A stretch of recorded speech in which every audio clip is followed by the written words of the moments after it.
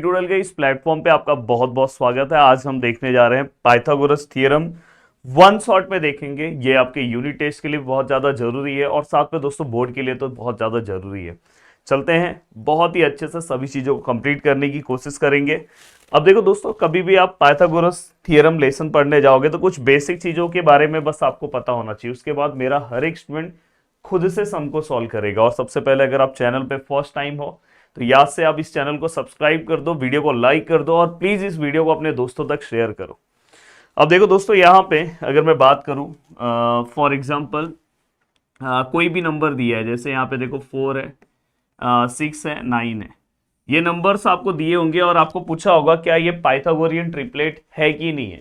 तो आपको क्या करना है दोस्तों, लार्जेस्ट नंबर जो होगा उसका आप स्क्वायर लो और इसका आंसर निकालो और रिमेनिंग नंबर्स मतलब 4 का स्क्वायर प्लस 6 का स्क्वायर लो और इसका वैल्यू निकालो। अगर ये दोनों के आंसर सेम हो गए मतलब ये पाइथागोरियन ट्रिपलेट है। अगर सेम नहीं है मतलब ये पाइथागोरियन ट्रिपलेट नहीं है। तो बहुत ही सिंपल सा लॉजिक मैंने आपको बता दिया। ठीक है सर, एक तो ये टाइप का सम है। एक जो सबसे ज्यादा इंपॉर्टेंट टाइप का सम है दोस्तों वो आपको समझना है, वो है दोस्तों इस टाइप का सम। देखो, एक सिंपल सा आपको पार्ट दिया होगा ABC, बहुत ही सिंपल सा पार्ट है और आपको दो साइड के वैल्यूज दिए होंगे। ये 7th क्लास के टाइप का समय पर ऐसा सम पूछा जाता है। तो यहाँ पे अगर समझो आपको 5 दिया है, यहाँ पे अगर आपको 3 दिया है और आपको ये पूछा है, तो आपको क्या करना है, पाइथागोरस थ्योरम अप्लाई करना है। पाइथागोरस मतलब 90 के सामने क्या है दोस्तों, AC का स्क्वायर, वन साइड स्क्वायर और प्लस अदर साइड स्क्वायर। तो इस तरह से ये क्या हो गया दोस्तों, आपका पाइथागोरस। अब पाइथागोरस थ्योरम आपको समझ में आ गया, ठीक है सर। अब नेक्स्ट इसके अंदर जो कॉन्सेप्ट आपको आएगा दोस्तों, हर चीज मैं आपको बता रहा हूं। अगर सपोज यहाँ पे 90 है और यहाँ पे 90 है, मतलब एक ही ट्राइंगल में दो 90 अगर आपको दिखाई दे तो कौन सा थ्योरम आएगा, दिमाग में बिठा के रख लेना भाई, थ्योरम ऑफ ज्योमेट्रिक मीन। कौन सा आएगा, थ्योरम ऑफ ज्योमेट्रिक मीन। वहां पे मैं रीजन लिखूंगा, बस अभी के लिए आप समझ जाओ थ्योरम ऑफ ज्योमेट्रिक मीन क्या बोलता है। जैसे देखो यहाँ पे ऐसे लिखा है और यहाँ पे 6 लिखा है, यहाँ पे 2 लिखा है और ये क्वेश्चन मार्क है। तो sir theorem of geometric mean कैसे आइडेंटिफाई करना है, यहाँ 90 यहाँ 90। हर बच्चा, जो बच्चा इस वीडियो को एक बार देख ले, सम पेपर में आया ना तुरंत आइडेंटिफाई कर लेगा। अब यहां पे हमें क्या करना है दोस्तों, थ्योरम ऑफ ज्योमेट्रिक मीन में हमेशा ये जो बीच वाली साइड आपको दिखाई दे रही है ना, इसका स्क्वायर लेना है और ये दोनों साइड का क्या करना है दोस्तों, मल्टीप्लीकेशन करना है। मतलब यहाँ पे कौन सा साइड है दोस्तों, AD और मल्टीप्लाई बाय क्या आएगा दोस्तों, DC। तो ये कैलकुलेशन आपको पता होना चाहिए। तो ये क्या हो गया, ये तो पाइथागोरियन ट्रिपलेट, ये तो नॉर्मल पाइथागोरस थ्योरम और ये क्या है दोस्तों, थ्योरम ऑफ ज्योमेट्रिक मीन। अब सर यहां तक की चीजें तो समझ में आ गई सर, एक ही पेज पे सब चीजें बता रहा हूं। अब बारी क्या है सर, अब देखो दोस्तों, कोई ऐसा ट्राइंगल है जहां पे एक एंगल 30 है, यहाँ 90 है, तो बचा वाला एंगल 60 आएगा। अब ये वाले मैटर में बस आपको ये पता होना चाहिए, जैसे ये A है, ये B है और ये C है। आपको ये पता होना चाहिए कि 30 के अपोजिट जो साइड है, 30 के सामने कौन सा साइड है। अगर आपको नहीं समझता, इसको बंद कर दो, आपको क्या दिख रहा है, AB। और वैसे तो जो मतलब नॉर्मल जिनका इमेजिनेशन अगर थोड़ा बहुत भी अच्छा होगा तो उनको डायरेक्ट समझ में आ रहा है कि सर यहाँ पे क्या है, AB है। AB क्या होगा सर, AB होगा हाफ, होगा किसका हाफ होगा सर, हाइपोटेनस का। हाइपोटेनस का नेमिंग क्या है दोस्तों, AC। ये हमेशा याद रखना, side opposite to 30 degree is always half of hypotenuse. ये दिमाग में बिठा लो, बोर्ड भी क्वेश्चन पूछता है। इवन मैं वन शॉट वीडियो में, इसमें मैं आपको वन शॉट वीडियो के अंदर सॉल्व एग्जांपल का इससे रिलेटेड जो सम बोर्ड पूछता है वो सॉल्व कराने वाला हूँ। सेम मैंने सिमिलरिटी के ऊपर भी वन शॉट वीडियो बना दिया, आपने देखा कि नहीं देखा भाई, देख लो, बहुत जरूरी है। अब यहाँ पे अगर मैं बात करूं, ठीक है सर, ये हो गया। अब दूसरा है दोस्तों BC। अब क्या आएगा दोस्तों, BC which is equal to, देखो ये 60 के अपोजिट का साइड है। 60 के अपोजिट का साइड क्या होगा दोस्तों, √3/2 इंटू हाइपोटेनियस। हाइपोटेनियस क्या आएगा दोस्तों, AC। तो ये साइड अपोजिट टू क्या हो गया दोस्तों 60, ये साइड अपोजिट टू क्या हो गया दोस्तों 30। तो ओवरऑल मैंने सभी चीजों को बहुत अच्छे से लिख दिया है। अब बिना किसी टेंशन के आप आगे की ओर बढ़ सकते हो। अब देखो दोस्तों, यहाँ पे पहला क्वेश्चन मेरा हर एक स्टूडेंट खुद से सम सॉल्व करेगा। Identify with reason which of the following are Pythagorean triplet. वैसे ये लिखा है, उसमें से कोई एक ही दिया है। अब यहां पे मैंने क्या बोला था, लार्जेस्ट जो रहेगा उसका स्क्वायर ले लो। लार्जेस्ट का स्क्वायर कितना आएगा दोस्तों, 25। Put equation number 1। ठीक है सर, समझ में आया सर, बहुत अच्छे समझा। देन दोस्तों इसके बाद 3 का स्क्वायर प्लस 4 का स्क्वायर, मतलब sum of the square of remaining number, square of the largest number यहाँ पे चाहिए तो आप लिख लो, and sum of the square of remaining number. भाई अगर इनको प्लस करते हो, 3 का स्क्वायर कितना आएगा 9, 4 का स्क्वायर कितना आएगा सर 16, दोनों को प्लस करोगे आंसर कितना आएगा 25। पुट इक्वेशन नंबर सेकेंड, ठीक है। अब अगर आप ध्यान से देखोगे यहाँ पे आप लिखोगे दोस्तों from equation first and equation second. From equation first and second ये हमें समझ में आ रहा है कि square of the largest number which is equal to, यहाँ पे क्या है दोस्तों, sum of the square of remaining numbers. अब यहाँ पे देखो इसका आंसर ये दोनों के आंसर को इक्वल है। अगर इसका आंसर ये दोनों के इक्वेशन को इक्वल नहीं होता तो हम क्या करते दोस्तों, मर्डर कर देते। इसको मैं मर्डर करना बोलता हूँ। अब ये दोनों इक्वल है क्योंकि 25 25 सेम है, तो इसके बाद आप यहाँ पे क्या लिखोगे, वो लाइन लिखना होगा दोस्तों। मैं लाइन डायरेक्ट बता दे रहा हूँ, square of the largest number, चलो मैं लिख दे रहा हूँ हियर स्क्वायर, और रटना नहीं है लाइन। देखो ये लार्जेस्ट नंबर है तो इसका स्क्वायर है, तो square of the largest number is equal to, देखो इज इक्वल टू, बीच में क्या है दोस्तों प्लस है, तो इसको हम क्या लिखेंगे, sum of the square of remaining numbers and therefore it is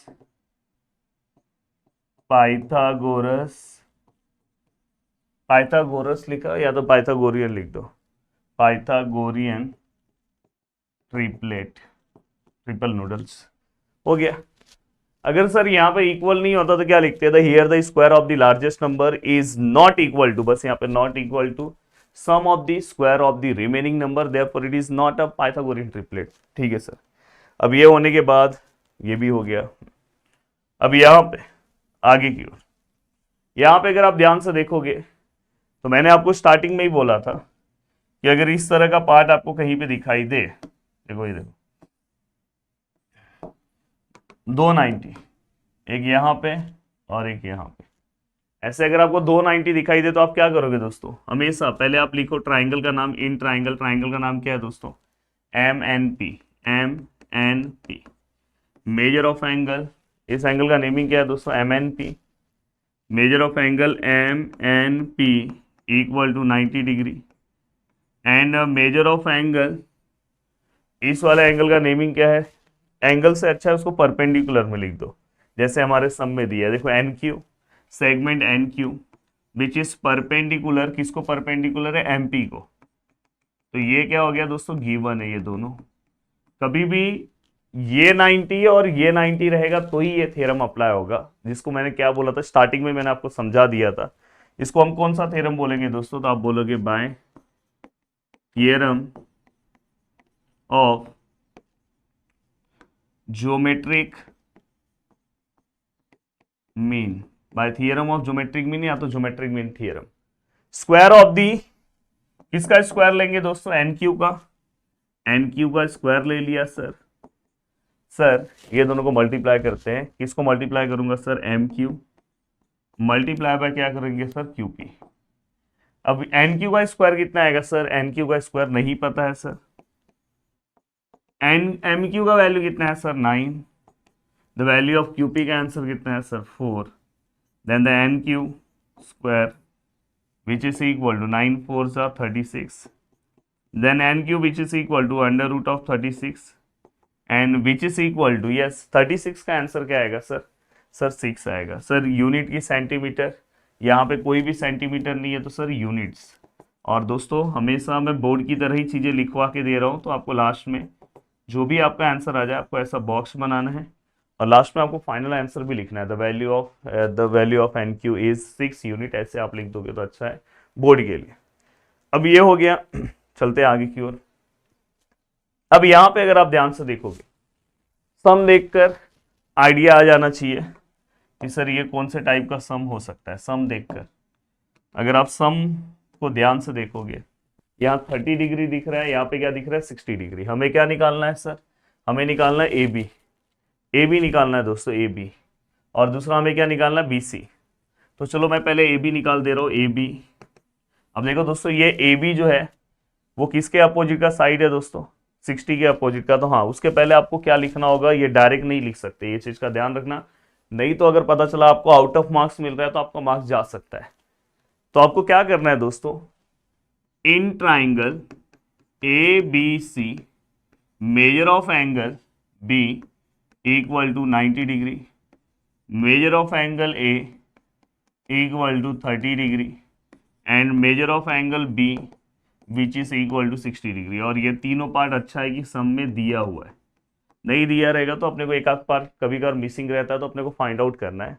and therefore the triangle ABC is a 30, 60, 90 type of triangle.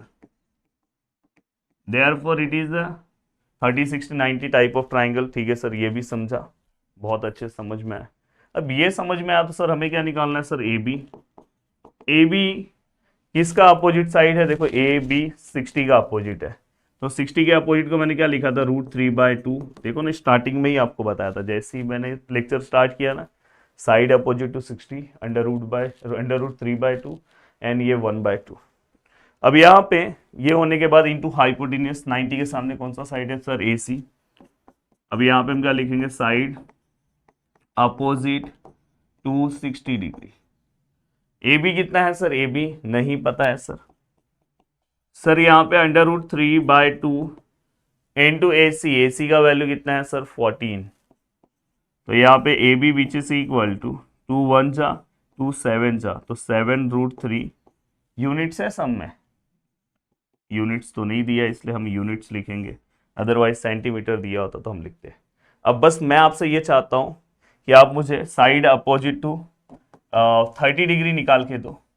BC का आंसर कितना आएगा, जितने लोग भी इस वीडियो को देख रहे हैं प्लीज BC का आंसर निकाल के दो। मैं आपको ये भी हिंट दे रहा हूँ कि BC इज हाफ ऑफ, किसका हाफ होगा सर, AC का। अब मुझे आप बताओ, यहाँ पे लिखो reason side opposite to 30 degree और मुझे सॉल्व करो। और एक और कमेंट करना, साइड अपोजिट टू 45 डिग्री कितना होगा। जैसे मैं एक सम अपने से बना के दे रहा हूँ आपको, ऐसे भी सम आते हैं बोर्ड में। अगर समझो ये 90 है, ये 45 है, ये 45 है, और सर अगर ये 2√2 है तो ये AB कितना आएगा। अगर किसी को पता है, मैं अभी आपको बता दे रहा हूँ कि AB जो है वो 45 के अपोजिट साइड है, इसलिए 1/√2 इंटू हाइपोटेन्यूस होगा। ये सब बस डेटा आपको याद करना है। 60 वाला क्या होता है, हाफ। 30 वाला क्या होगा, 60 वाला क्या होगा, √3/2। 30 वाला क्या होगा, हाफ। एंड 45 वाला क्या होगा, 1/√2। ये तीन डेटा याद रखना, इसमें से कोई एक सम आपको बोर्ड में दिखाई देगा, यूनिट टेस्ट में भी आ सकता है इस तरह के सम, तो आपको ये पता होना चाहिए दोस्तों। प्लीज आप इसका भी आंसर मुझे कमेंट करके बताओगे तो बहुत अच्छा लगेगा। बस वैल्यू पुटअप करो, आंसर बताओ। अब यहाँ पे बोर्ड का सबसे प्यारा क्वेश्चन, बहुत बार पूछा गया क्वेश्चन है। तो दोस्तों यहाँ पे अगर आप ध्यान से देखोगे, थोड़ा आगे लो, अब देखो यही सम को सॉल्व करने का तरीका बहुत हो सकता है, बट मैं आपको एक बहुत ही सिंपल सा तरीका दे रहा हूँ। Find the side and perimeter of square. मतलब ये स्क्वायर है, देखो ज्योमेट्री में ना हर एक फिगर में मतलब हर एक क्वेश्चन में फिगर बनाना इंपॉर्टेंट है। ABCD, ये इसका डायगोनल है। Find the side and perimeter square whose diagonal is 10 centimetre. इसका डायगोनल कितना है, 10 सेंटीमीटर। और हमें क्या निकालना है दोस्तों, इसका साइड और पेरीमीटर। तो देखो यहाँ पे हमें साइड अगर निकालना है तो साइड ऑफ ए स्क्वायर का फॉर्मूला है 1/√2 इंटू हाइपोटेनियस। 1/√2 इंटू हाइपोटेनियस मतलब यहाँ पे क्या है, डायगोनल्स। ये फॉर्मूला आपको याद होना चाहिए, कभी भी याद रखना। Side of A square find out करना रहा या diagonal of A square find out करना रहा, ये सिंपल सा फॉर्मूला यूज करो, 1/√2 इंटू डायगोनल्स। अब ये दोनों में से जो आपको वैल्यूज पता है वो आप पुट करो। जैसे 1/√2 इंटू आपको यहाँ पे क्या पता है, डायगोनल पता है 10, तो ये क्या हो गया दोस्तों, 10√2। मैथ का एक और रूल याद रखना, डिनोमिनेटर में कभी भी रूट में वैल्यू नहीं होना चाहिए, उसको हम रैशनलाइज करते हैं। रैशनलाइज मतलब दोस्तों ये देखो, ये √2 है, इसको सेम √2 से मल्टीप्लाई करो, तो ये क्या हो जाएगा, 10√2। और अगर आपने मैथ अच्छे से 9th में पढ़ा है, नहीं पढ़ा है तो मैं बोला कि मैं सब बताऊंगा। √2 इंटू √2 कितना होता है, 2 होगा। जैसे √5 इंटू √5 क्या होगा 5, √9 into √9 9, √8 into √8 8, √AC into √AC AC। Then दोस्तों 5 2 1 जा 2 5 जा, तो फाइनली ये क्या होगा 5√2 सेंटीमीटर आएगा। क्या आएगा सर सेंटीमीटर है क्या सब में, यस है। तो सर यहाँ पे साइड आ गया 5√2, ठीक है सर। तो सर ये साइड आने के बाद अगर मुझे पेरीमीटर निकालना रहा, पेरीमीटर, तो क्या आएगा दोस्तों पेरीमीटर, इसमें टोटल साइड कितने हैं 4, 4 इंटू क्या आएगा दोस्तों साइड, 4 इंटू साइड का वैल्यू कितना है 5√2, 5 4 जा 20√2। सबसे बड़ा टेंशन आता है कि सर सेंटीमीटर आएगा कि स्क्वायर सेंटीमीटर आएगा। दोस्तों स्क्वायर कब आएगा पता है, जब एरिया होगा। तो यहाँ पे क्या आएगा दोस्तों सेंटीमीटर, ये भी हो गया। अब ये होने के बाद अगर मैं आगे की ओर बढ़ूं, यस, ये क्वेश्चन एक क्वेश्चन मैं आपको दे रहा हूं, बस आपको क्या करना है पाइथागोरस थ्योरम यूज करना है, और पाइथागोरस थ्योरम यूज करके इस सम को आपको धड़ से सॉल्व कर देना है, धड़ से। अब कैसे सॉल्व करोगे धड़ से, देखो मैं एक ट्राइंगल बना दूं, ठीक है, ये ट्राइंगल बना दिया। हाँ, अब यहाँ पे अगर आप ध्यान से देखोगे, अच्छा यहाँ पे रेक्टेंगल है तो रेक्टेंगल बनेगा, फिर थोड़ा थोड़ा मेरा रेक्टेंगल स्क्वायर की तरह दिख रहा है पर चलेगा, कोई दिक्कत नहीं, आप रेक्टेंगल बना लेना। अब यहाँ पे अगर आप ध्यान से देखोगे डायगोनल्स हमें फाइंड आउट करना है, length is 35 and breadth is 12, मतलब डायग्राम थोड़ा सा परफेक्ट नहीं है, तो ये वाला ब्रेथ थोड़ा सा छोटा होना चाहिए, लेंथ बड़ा होना चाहिए जब आप डायग्राम बनाओगे तो। अब यहाँ पे जस्ट आप क्या करो पता है 90 का मार्क लो, अगर ये 12 है तो ये भी क्या होगा 12, और इस वाले ट्राइंगल के अंदर पाइथागोरस थ्योरम अप्लाई कर दो, आपको डायगोनल्स मिल जाएगा। तो प्लीज सॉल्व करो। ये देखो मैंने आपको बोला था ना हाइपोटेन्यूज का square, one side square plus other side square, वो वाला कॉन्सेप्ट यूज करो और मुझे बताओ इसका आंसर कितना है। चलो अब ये होने के बाद आ जाओ ये सम सॉल्व करते हैं। अब ये सॉल्व करते हैं दोस्तों, देखो कुछ मैं चीजें आपको जो दे रहा हूँ वो मैं इसलिए दे रहा हूँ, देखो मैं इतने सालों से पढ़ा रहा हूँ, इतने सारे स्टूडेंट को टॉप करा चुका हूँ, तो मुझे हर चीजें पता है कि हर पॉइंट पे हर चीज का क्या मतलब होता है। तो इसलिए जहाँ पे अगर कोई चीजें अगर मैं आपको बता रहा हूँ तो आपको फॉलो करना चाहिए, आपको उसका आंसर बताना चाहिए।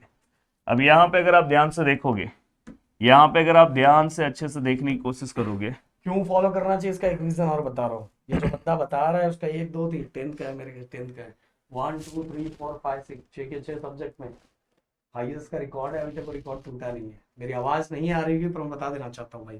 तो आवाज क्यों नहीं आ रही होगी, सर ने लेक्चर रिकॉर्ड किया है। नहीं माइक आपके, अच्छा ऐसा है क्या। हाँ लेक्चर रिकॉर्ड करना जरूरी है। अब देखो दोस्तों यहाँ पे ये एक बड़ा सम है, हॉट्स क्वेश्चन भी मैं इसको बोल सकता हूँ। बहुत सारे लोग इस टाइप के क्वेश्चन आने के बाद ना टेंशन में आ जाते हैं। मैं आपको 1 बाय 1 स्टेप बता रहा हूँ। सबसे पहले आपको क्या करना है, छोटे वाले ट्राइंगल में पाइथागोरस अप्लाई करो। चलो छोटे वाले में पाइथागोरस इन ट्राइंगल, छोटे वाले का नाम क्या है PRM, PRM measure of angle PRM which is equal to 90। कभी भी पाइथागोरस अप्लाई करते टाइम ये आपको लिखना चाहिए 90 का by Pythagoras theorem. Pythagoras theorem क्या बोलता है, वन साइड स्क्वायर, मतलब यहाँ पे वन साइड मतलब दोस्तों PM का स्क्वायर, हाइपोटेनस का स्क्वायर, वन साइड बोल रहा हूँ सॉरी, हाइपोटेनस का square equal to one side square मतलब PR square plus RM square. अब यहाँ पे ये पाइथागोरस हो गया। अब यहाँ पे ना दोस्तों एक चीज दिमाग में रखना, कोई बहुत लोग देखता हो रटते हैं, रटो मत ना यार। आपको ये देखो आपका प्रूफ है, इसमें से कौन आपके खानदान का है, PQ इसमें है नहीं है, PM है सर मेरे खानदान का है, PR सर मेरे खानदान का है, सर RM मेरे खानदान का नहीं, तो RM को अकेला कर दो भाई, तू मेरे खानदान का नहीं है तू अकेला हो जा। तो RM भाई साहब अकेला हो गए, ठीक है RM, PM यहाँ पे, ये भाई साहब यहाँ पे आएंगे तो क्या आएगा दोस्तों PR। तो ये आपको एक इक्वेशन मिल गया स्ट्रेट फॉरवर्ड, ठीक है पहला इक्वेशन। अब आपको क्या करना है दोस्तों, बड़े वाले ट्राइंगल में पाइथागोरस अप्लाई करो, सेम जो अभी छोटे में किया अभी बड़े में। इन ट्राइंगल बड़े का नाम क्या है PRM, PRQ measure of angle PRQ which is equal to 90 by Pythagoras theorem. By Pythagoras theorem क्या बोलेगा दोस्तों, यहाँ पे हाइपोटेन्यूज का स्क्वायर मतलब दोस्तों PQ का square, PQ square which is equal to one side square मतलब PR square and other side square मतलब दोस्तों RQ स्क्वायर या तो QR स्क्वायर। अब ये हो गया दोस्तों।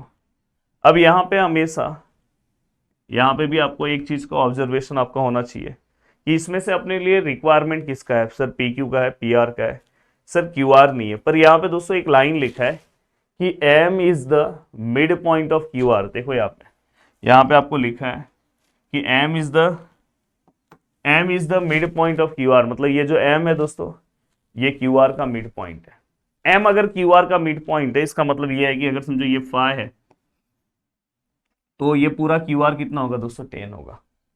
इसका मतलब ये होगा दोस्तों जो हमारा क्यू आर है वो हमेशा क्या होगा दोस्तों, देखो अगर ये 6 है तो पूरा क्यू आर क्या होगा, 12 होगा।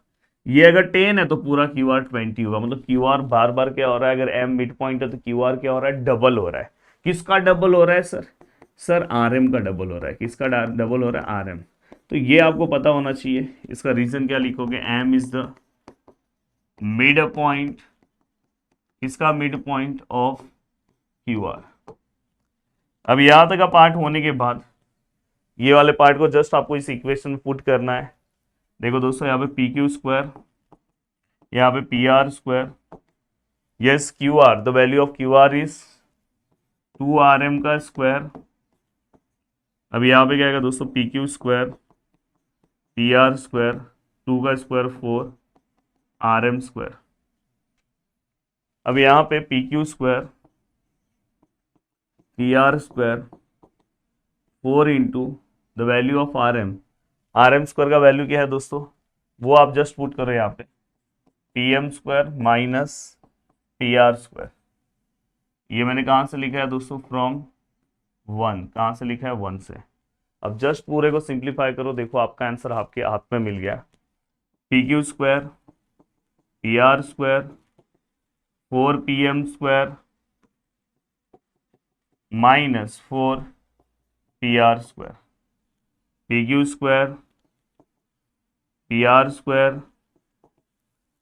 अब यहाँ पे अगर देखोगे दोस्तों तो मैं एक काम कर सकता हूँ, इस पी आर को साइड करो। देखो ये दोनों सेम खानदान के हैं, ये देखो पी आर और ये वाला पी आर। तो 1 माइनस 4 कितना होता है दोस्तों, -3। तो यहाँ पहले पी एम लिखा है तो पहले आप पी एम लिख दो, तो 4 पी एम स्क्वायर लिखा, 4 पी एम स्क्वायर। और देखो 4 minus 1 minus 4 -3 P R square. I think अपना प्रूफ आ गया दोस्तों। बहुत ही सिंपल से हमने ये पूरा का पूरा प्रूफ लिख दिया, ठीक है। अब ये होने के बाद दोस्तों नेक्स्ट बारी आती है अपोलोनियस थ्योरम की। किसकी बारी आती है दोस्तों, अपोलोनियस थ्योरम। अब अपोलोनियस थ्योरम क्या बोलता है दोस्तों, अपोलोनियस थ्योरम में 2-3 चीजें आपको बस पता होनी चाहिए। यहाँ पे मीडियन हो, ठीक है, जैसे मैंने आपको ज्योमेट्रिक मीन में बोला 290 होना चाहिए, तो वैसे ही आपको यहाँ पे मीडियन होना चाहिए। या तो ये मिड पॉइंट होगा या तो ये मीडियन होगा, तो समझ जाना अपोलोनियस अप्लाई होगा। अगर समझो दोस्तों यहाँ पे ए है, यहाँ पे बी है, यहाँ पे सी है और यहाँ पे डी है, तो हम क्या करेंगे दोस्तों, यहाँ पे ये वाले का स्क्वायर लेंगे, ठीक है। फिर यहाँ से उड़ी मारेंगे, यहाँ पे ये वाले का स्क्वायर लेंगे, ठीक है सर। फिर यहाँ पे क्या करेंगे सर, बीच वाले का स्क्वायर लेंगे, ठीक है सर। और ये दोनों में से जो आपको पसंद आए, मेरे को हमेशा ये पसंद है बीडी, तो मैं बीडी लिख रहा हूँ। बट एक चीज का ध्यान रखना है, यहाँ पे हमेशा 2 लिखना होता है। ये है आपका अपोलोनियस थ्योरम। तो अपोलोनियस थ्योरम से रिलेटेड भी सम बोर्ड में पूछा जाता है। इवन इस बार भी बोर्ड में अपोलोनियस का सम आया है। तो देखो अपोलोनियस से रिलेटेड अगर मैं सम सॉल्व करूं तो देखो यहाँ पे अगर आप इस क्वेश्चन को ध्यान से देखो, हमारा ट्राइंगल, ठीक है, ट्राइंगल बना दिया। मैंने हमेशा बोला कि पहले आप ना मिड पॉइंट मेंशन किया करो। मिड पॉइंट क्या है, एस है। किसका मिड पॉइंट है सर, क्यू आर का। और फिर यहाँ पे पी लिखो। अब पी क्यू का वैल्यू कितना है, 11। पी आर का वैल्यू कितना है, 17। पी एस का वैल्यू कितना है, 13। एंड क्यू आर, मतलब ये अपने को पूरा क्यू आर निकालना है। पूरा तो डायरेक्ट नहीं मिलेगा, पहले हाफ मिलेगा, फिर उसका डबल कर दो। चलो सॉल्व करते हैं। पहले देखो ट्राइंगल का नाम लिखो, in triangle P Q R. P Q R हमने लिख दिया।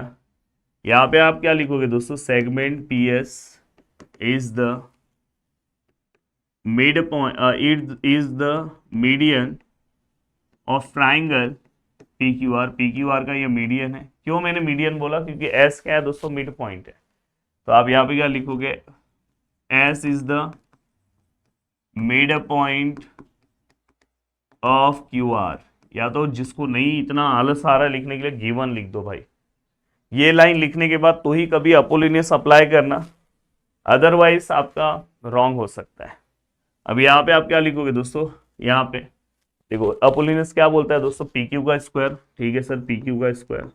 सर अब उस साइड चले जाओ, पी आर स्क्वायर, ठीक है sir, P R square, P Q square plus P R square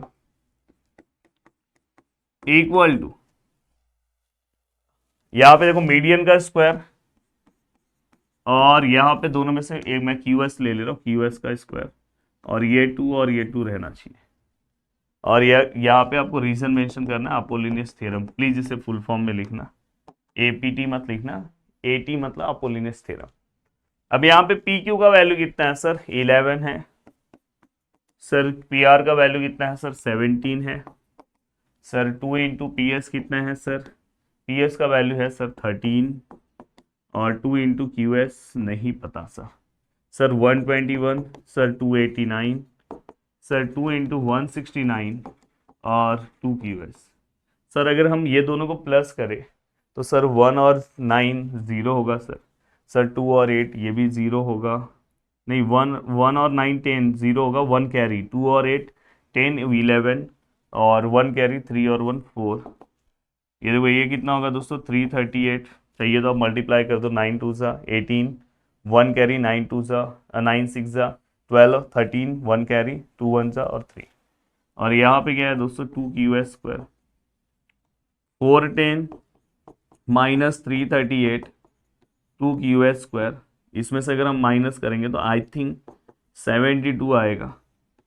और अगर मैं क्यू एस का वैल्यू निकालने की कोशिश करूँ तो देखो 72 divide by 2 which is equal to Q S square.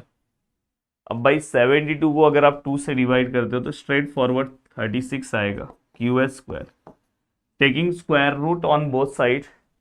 Square root जैसे ही आप दोनों साइड लोगे the value of Q S कितना आ जाएगा सर, 6 सेंटीमीटर है क्या, नहीं है तो यूनिट्स, ठीक है।